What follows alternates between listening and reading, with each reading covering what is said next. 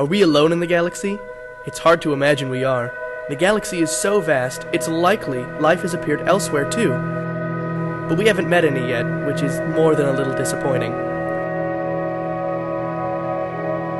This lack of contact isn't for a lack of trying. Humans have been sending electromagnetic signals out into space for almost 100 years, mostly old radio broadcasts and TV shows.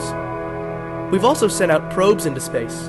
The Voyager spacecraft, the farthest traveling thing ever made by man, carries on it a record, with greetings in over 100 languages, and on the other side shows the location of Earth. However, we still haven't had any contact with any interstellar intelligence.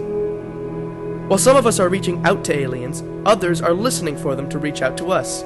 SETI, the Search for Extraterrestrial Intelligence, has been listening for radio signals since the late 60s. But what kind of odds do they really have? The American astronomer Frank Drake, one of the founding members of SETI, created an equation to calculate the number of intelligent species in the galaxy that we could make contact with. This is called the Drake equation. It is stated as n equals r star times f sub p times n sub e times f sub l times f sub I times f sub c times l. Wow. We're looking for n.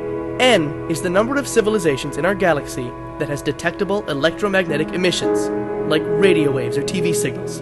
This means that we can hear them and possibly talk back to them. R star is the rate at which stars are formed in the Milky Way galaxy. It's measured in stars per year. F sub p is the fraction of stars that have exoplanets. N sub e is the number of exoplanets that have an environment that is suitable for life, similar to one on Earth.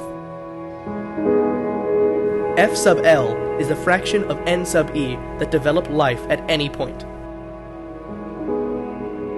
F sub I is the fraction of F sub L that go on to develop intelligent life. F sub C is the fraction of F sub I that have civilizations that develop detectable signs of their existence, like radio signals. L is possibly the most important variable, the longevity factor. L is the amount of time that this civilization releases detectable signals. No one knows the exact values of these variables. Thanks to the Kepler Space Telescope and other astronomers, we might know the values of the first three. Maybe. However, all of the others are fractions of fractions of fractions of fractions of unknown quantities.